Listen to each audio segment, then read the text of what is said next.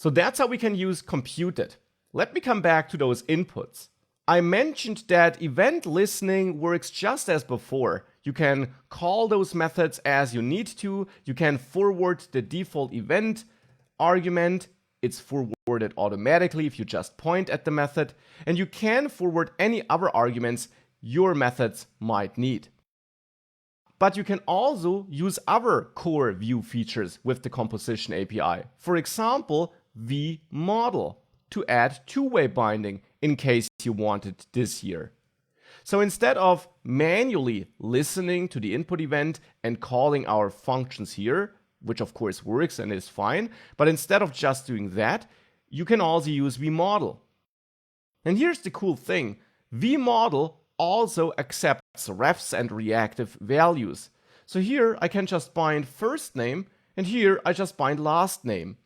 And Vue will automatically detect that these are refs, and it will update the value properties whenever you type into those fields. So you don't bind .value. Instead, as mentioned before, in the template, when working with a ref, you always just use the ref like this without drilling into the value property. Vue will do this for you behind the scenes. So with that, we're binding first name and last name here, but if we save that, we'll see that it won't work. If I reload, I'm getting a warning already, and if I type here, we see no update on the screen. And the warning is that property last name was accessed during render, but is not defined. Wait, what? It is defined here. Well, it's defined in setup, and we're using it in template, but one thing is missing.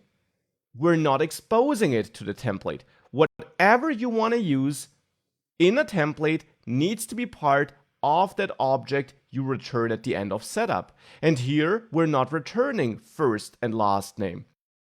We are returning our old update functions, but we're actually not using those anymore, so we can't even delete them.